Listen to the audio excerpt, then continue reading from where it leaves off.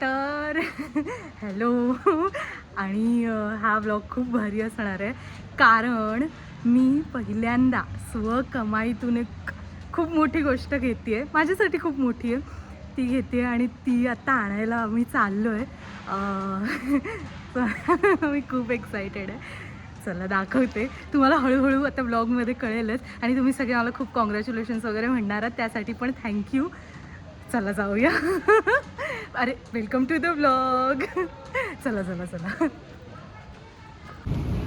Hello. आलो आपण. आणि मी काय घेतलंय, मी घेतलेली पहिली गाडी.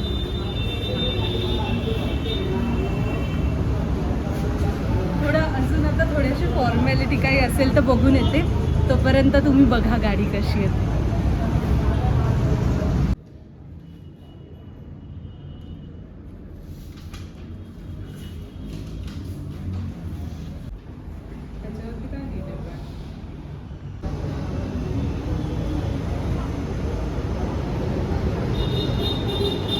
इकडेच क्लिक केलं ना बाजूला तर येईल फोटो.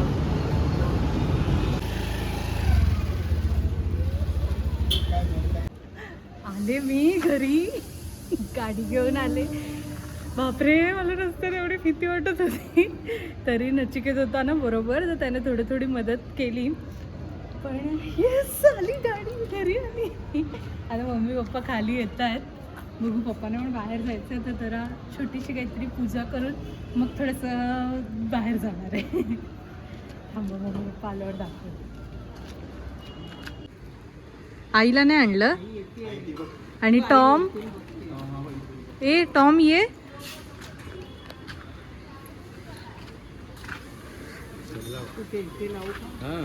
मी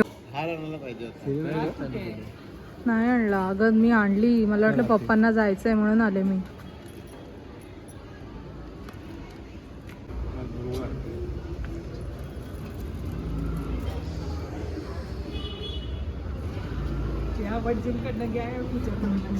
भटजी कसले.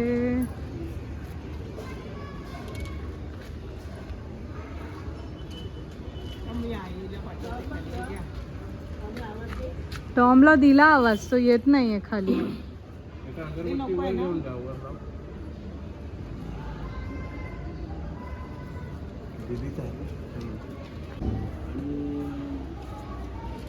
तेव्हा मी फक्त हे कोणी आलं नाही बिल्डिंगच्या खाली आहे. तिने गाडी घेतलेली आहे तेव्हा. म्हटलं ते पेपर फक्त आता वरती ठेव, मिडल स्टँड लावायला जमते. ह्या माणसाने पहिल्या दिवशी माझ्या गाडीची काहीतरी दुर्दशा केली आहे. गाडीमध्ये चावी अडकवून ठेवली. दाखव मला काय केलंस. कुठे घेऊन चालला, थांब ना.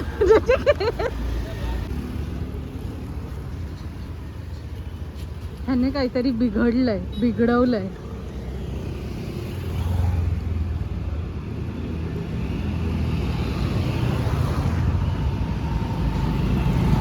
तर फ्रेंड्स, असा झाला माझ्या गाडीचा आमच्या घरी आगमन सोहळा. आणि काय म्हणू, खूप माझ्यासाठी हा इतका क्षण खास आहे. आणि तुम्ही बघितलं म्हणजे साधारण माझा त्या व्हिडिओमध्ये माझी जी ऊर्जा होती, उत्साह होता, त्याच्यानं तुम्हाला अंदाज आला असेल की म्हणजे किती काहीतरी हे महत्त्वाचं होतं माझ्यासाठी. त्याचं कारण म्हणजे की मी खूप एक साधारण 2 वर्ष झाली असतील की मी लायसन्स वगैरे सगळं काढलं आहे. आणि तेव्हापासून मी गाडी घेण्यासाठी प्रयत्न करते, पैसे जमा करते किंवा ज्या काही रिक्वायरमेंट्स होते. पण त्यांना प्रत्येक वेळी अगदी असं शेवटच्या पॉईंटपर्यंत पोहोचून मला होत नव्हतं, पूर्ण ते काम होत नव्हतं. खरं तर आता मी ही गोष्ट इथे, आजचा व्हिडिओ चांगला झाला आहे, सगळं चांगलं आहे. पण मला हे आणखीन एक नमूद करायचं आहे, हे यासाठी कारण तुम्ही पण पुढे मागे जेव्हा कोणी जर गाडी घेणार असेल किंवा अशी काही म्हणजे हे असेल, तुम्हालाही अशी आयुष्यात संधी मिळाली असेल, तर त्यावेळी माझी जशी झाली तशी निराशा होऊ नये म्हणून सांगण्याचा मुद्दा असा की आता ना दिवाळीच्या दरम्यान मी दिवाळीला गाडी घेणार होते. शेवटी फायनली मी ठरवलं होतं की मी घेणार गाडी. आणि डोंबिवलीतच एक दुकान आहे. मी वाद वाढवू नये किंवा काय जे म्हणून मी नाव नाही नमूद करत, पण डोंबिवलीतच एक दुकान आहे ईस्टला.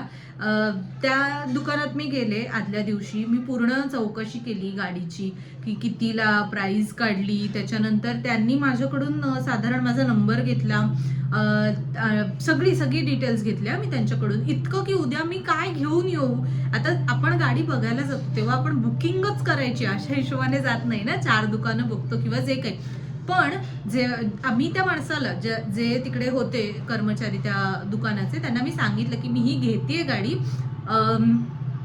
फक्त मी उद्या माझ्या बाबांना घेऊन येईन, वडिलांना माझ्या घेऊन येईन आणि मग मी फायनल बुकिंग करेन.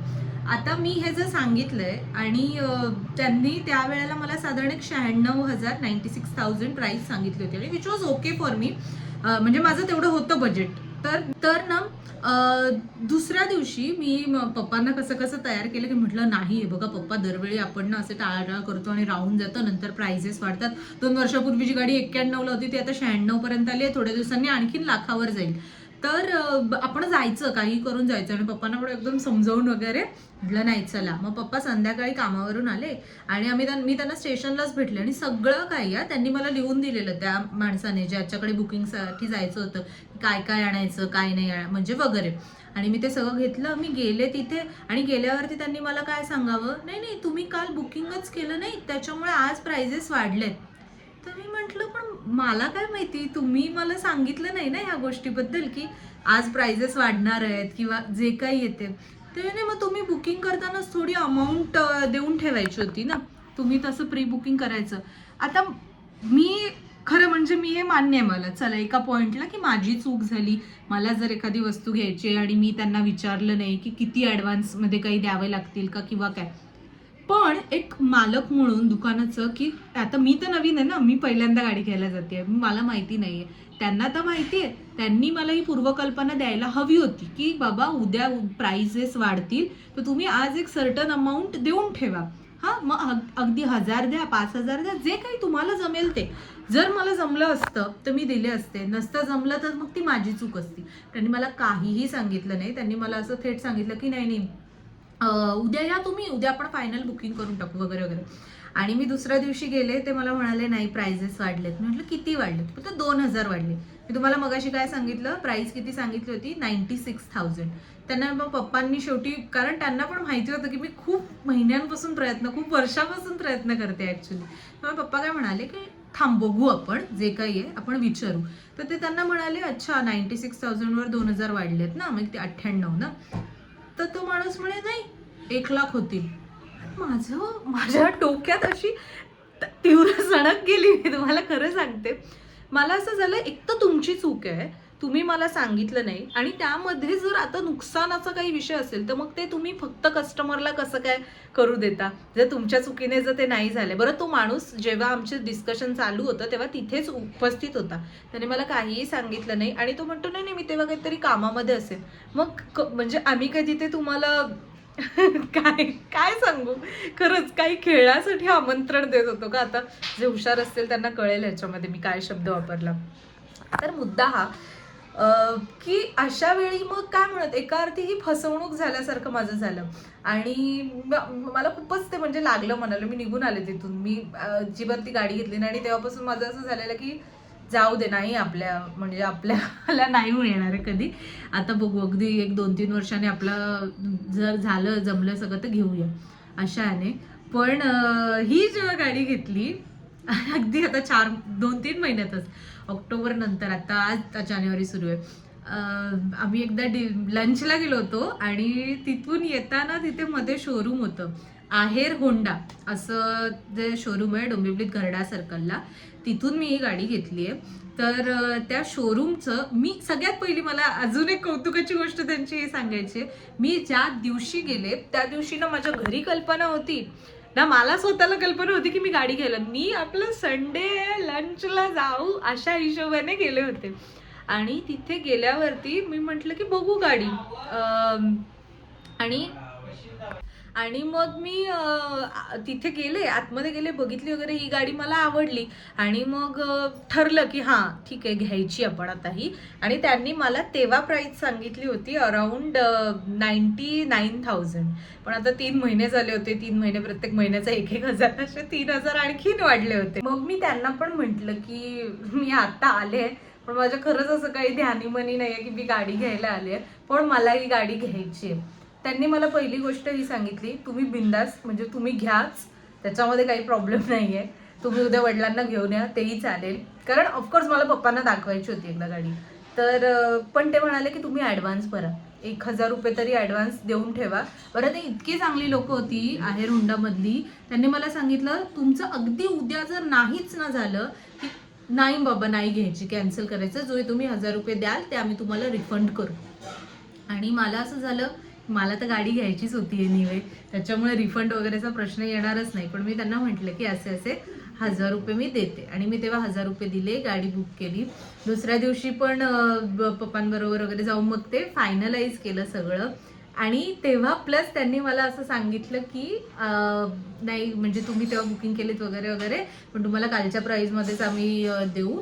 तेव्हा 99 सांगितलं होतं, पण तुम्ही 98ला घ्या, सिन्स तुम्ही जे काही म्हणजे त्यांची जी काही ॲडजस्टमेंट होती त्यानुसार. तर मला सांगायचा मुद्दा हा की तुम्ही कुठल्याही व्यवसायात असाल, हा जे काम करतात जे कर्मचारी आहेत त्यांच्यासाठी, तर तुम्ही एक साधारण कम्युनिकेशन प्रत्येक ग्राहकाशी चांगलं ठेवायलाच हवं. आणि ग्राहकांसाठी पण मी हे सांगेन माझ्यासारख्या की तुमचीच निराशा होऊ नये. म्हणून ठीक आहे समोरच्याने नाही सांगितलं, आपण विचारायचं की म्हणजे हा धडा मी घेतलाय की आपण आपल्याला जर प्रश्न पडला ना की काही बुकिंग वगैरे ॲडव्हान्स करायचं का किंवा काय, तर ते विचारायचं, सो दॅट आपण ते काय म्हणत आपल्याकडून आपल्या बाजूने आपण सुरक्षित राहतो. सो असं तर अशी होती गाडी घरी येण्याची कहाणी. मला या व्हिडिओच्या माध्यमातून, आता ते लोक बघत असतील व्हिडिओ मला माहिती नाही, आहेर हुंडा जी काय म्हणूयात जे शोरूम आहे डोंबिवलीमध्ये, मला त्यांचं पण खूप मी कौतुक करेन इथे की त्यांनी खूप छान पद्धतीने सगळं हँडल केलं. मी तुम्हाला सांगते, मी पेमेंट केल्यानंतर मी काहीच केलं नाही त्याच्या पुढचं. म्हणजे मला ना त्यांना विचारावं लागलं की बाबा RC साठी काय आणि इन्शुरन्ससाठी काय आणि रजिस्ट्रेशनचं काय, नंबर काय, काहीही मला करावं लागलं नाही. त्यांनी सगळं केलं. प्लस मला कॉल करून हे सांगितलं की गाडी तयार आहे, तुम्ही या घेऊन जा. आणि येस, आणि असं सगळं करून आज आज काय तारीख आहे, 18 जानेवारी. 18 जानेवारीला आज ही गाडी आमच्या घरी आली आहे. आणि माझ्या बस आता ह्याच प्रार्थना आहेत की जशी गाडी आली आहे तशी टिकू दे, छान छान राहू दे. आणि तुमच्याही सगळ्या विशेष मला पूर्ण कल्पना आहे की मला खूप तुम्ही कॉमेंट्समध्ये कॉंग्रॅच्युलेशन्स म्हणत असाल, त्या सगळ्यासाठी थँक्यू. व्हिडिओ इथपर्यंत पाहिला त्यासाठी पण आभार. तुम्हाला व्हिडिओ आवडला असेल तर लाईक करा, शेअर करा, कमेंट करा. आणि तुम्ही आत्तापर्यंत सबस्क्राईब केलं नसेल तर सबस्क्राईबही करा. आता मी खाऊन घेते आणि झोपते. चला भेटूया पुढच्या व्लॉगमध्ये. Bye bye.